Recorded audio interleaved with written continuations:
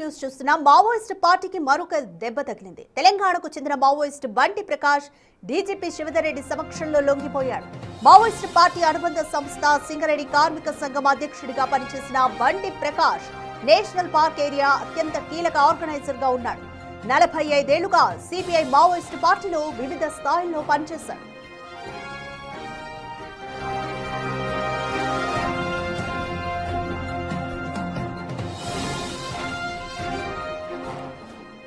Maoist పార్టీకి మరొక ఎదురు దెబ్బ తగిలిందని చెప్పొచ్చు. తెలంగాణకు చెందిన మావోయిస్ట్ బండి ప్రకాష్ డీజీపీ శివధర్ రెడ్డి సమక్షంలో లొంగిపోయాడు. అయితే మావోయిస్ట్ పార్టీ అనుబంధ సంస్థ అయిన సింగరేణి కార్మిక సంఘం అధ్యక్షుడిగా కూడా బండి ప్రకాష్ పనిచేశారు. నేషనల్ పార్క్ ఏరియా అత్యంత కీలక ఆర్గనైజర్ గా కూడా పనిచేశాడు. బండి ప్రకాష్ 45 ఏళ్లుగా సిపిఐ మావోయిస్ట్ పార్టీలో వివిధ స్థాయిల్లో పనిచేశారు. బండి ప్రకాష్ అలియాస్ ప్రభాత్ గా పిలువబడే ప్రకాష్ ఈరోజు డీజీపీ శివధర్ రెడ్డి సమక్షంలో లొంగిపోవడం మావోయిస్ట్ పార్టీకి ఒక ఎదురు దెబ్బగానే భావించవచ్చు. ఇప్పటికే పలువురు కీలక మావోయిస్టులు కూడా పోలీసుల ముందు లొంగిపోయారు. ఆపరేషన్ ఖగార్ సక్సెస్ అవుతుందనే చెప్పొచ్చు. అయితే ఈ నేపథ్యంలోనే మావోయిస్ట్ పార్టీకి ఇంకొక ఎదురు దెబ్బ తగిలిందనే చెప్పాలి. తెలంగాణకు చెందిన మావోయిస్ట్ బండి ప్రకాష్ డీజీపీ శివధర్ రెడ్డి సమక్షంలో లొంగిపోయారు. బండి ప్రకాష్ అలియాస్ ప్రభాత్ గా పిలువబడే ప్రకాష్ ఈరోజు డీజీపీ శివధర్ రెడ్డి సమక్షంలో లొంగిపోయారు. మావోయిస్ట్ పార్టీ అనుబంధ సంస్థ అయిన సింగరేణి కార్మిక సంఘం అధ్యక్షుడిగా కూడా బండి ప్రకాష్ పనిచేశారు. నేషనల్ పార్క్ ఏరియా అత్యంత కీలక ఆర్గనైజర్ గా కూడా బండి ప్రకాష్ ఉన్నాడు.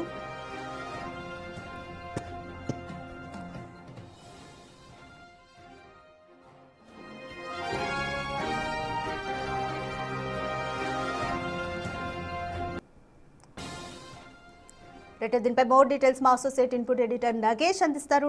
నగేష్, ఆపరేషన్ కగార్ కంప్లీట్ గా సక్సెస్ఫుల్ గానే అవుతుందని చెప్పొచ్చు. ఎందుకంటే ఇప్పటికే కీలక మావోయిస్టులు కూడా లొంగిపోయారు. ఇప్పుడు బండి ప్రకాష్ కూడా లొంగిపోవడం ఏ విధంగా చూడాలి? Complete details.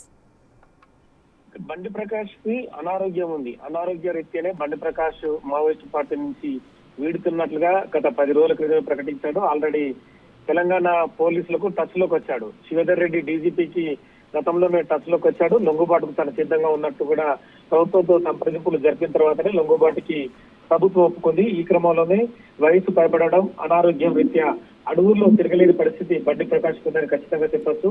రాష్ట్ర కమిటీ సభ్యుడిగా ప్రస్తుతం బండి ప్రకాష్ ఉన్నాడు. ఉమ్మడి ఆదిలాబాద్ జిల్లా మందమరి పట్టణానికి చెందిన బండి ప్రకాష్ సింగరేణి కార్మికుడిగా పనిచేశాడు. కార్మికుడి నుంచి మావోయిస్ట్ పార్టీకి ఆకర్షితుడై తాను మందమరి పట్టణం నుంచి తన ప్రస్థానాన్ని ప్రారంభించాడు. శ్రీకాస కార్యదర్శిగా దీర్ఘకాలం పనిచేశాడు. రామగిరి జిల్లా అంటే మామూలు పెద్దపల్లి జిల్లా ప్రస్తుతం. గతంలోని కరీంనగర్ ఉమ్మడి జిల్లా బేగంపేట గ్రామంలో కూడా పెద్ద స్తూపాన్ని అంటే మావోయిస్టులకు సంబంధించి భారీ స్తూపాన్ని 2004లో నిర్మించి పోలీసులకు సవాలు విసిరాడు. 2004 నుంచి మళ్ళీ అజ్ఞాతంలోకి వెళ్లి ప్రస్తుతం 2025 ప్రాంతంలో బయటకు వచ్చిన పరిస్థితి. అత్యంత కీలకంగా ఆర్గనైజర్ గా పనిచేశాడు. అతను బండి ప్రకాష్ ఆపరేషన్ లో సిద్ధహస్తుడని చెప్పచ్చు. గతంలోనే అంటే దాదాపుగా 2003, 2002 సమయంలో కూడా శ్రీకాస కార్యదర్శిగా ఉన్న రమాకాంత్ ఎన్కౌంటర్ అప్పటి ఉమ్మడి ఆదిలాబాద్ జిల్లాలో పెద్ద సంచలనమే సృష్టించింది.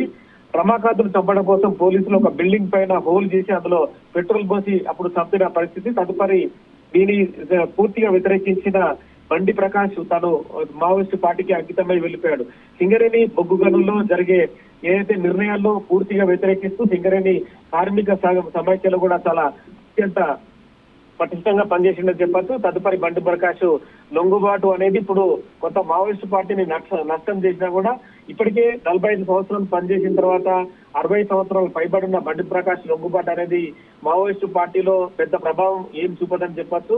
ఎందుకంటే ఇప్పటికీ హిడ్బాల్ లాంటి వాళ్ళు మావోయిస్టు పార్టీని నడిపే క్రమంలో వాళ్ళంతా అజ్ఞాతవాసంలోనే ఇంకా ఉన్నారు. అంటే మల్లోట్ల వేణుగోపాల్ గాని, ఆశన్న గాని, ఇప్పుడు బండి ప్రకాష్ గాని, మొన్న కేంద్ర కమిటీ సభ్యులు లొంగిపోయిన వ్యవహారం కానీ వీళ్ళందరికీ వయసు పైబడే మావోయిస్టు పార్టీ ప్రస్తుతము వాళ్ళు అడవుల్లో తిరగలేని పరిస్థితుల్లో లొంగుబాటుకైతే ముందుకెళ్తున్నారు. ఆపరేషన్ కగార్ అనేది ఖచ్చితంగా మావోయిస్టు పార్టీ పైన ప్రభావం చూపుతుందని చెప్పచ్చు. ఇప్పటికే పలు ప్రాంతాల్లో అంటే దాదాపుగా 4 రాష్ట్రాల్లో ఉన్న అడవుల్ని జల్లెడపడుతున్న భద్రతా బలగాలు మళ్ళీ ఆపరేషన్ కగార్ని మరో వారం రోజుల్లో చేపట్టనున్నట్టు తెలుస్తుంది. ఇప్పటికే కేంద్ర కమిటీ సభ్యుల లొంగుబాటుకైతే ప్రభుత్వం సుముఖంగా ఉన్న క్రమంలోనే బండి ప్రకాష్ అయితే లొంగుబాటుకు సిద్ధమయ్యాడు. ఇవాళ రేపు డీజీపీ శివేందర్ రెడ్డి ముందు శివేందర్ రెడ్డి మీడియా ముందు వీళ్ళందరికీ చూపించే అవకాశం కనిపిస్తుంది. బండి ప్రకాష్ తో పాటు కొంతమంది నేతలు కూడా లొంగుబాటుకు ముందుకొచ్చారు. వాళ్ళ నుంచి AK-47 కానీ కొన్ని ఆయుధాలు స్వాధీనం చేస్తున్నారు. బండి ప్రకాష్ సంబంధించిన పూర్తి చరిత్రను కూడా డీజీపీ శివేందర్ రెడ్డి మీడియా ముందు వెల్లడించనున్నాడు.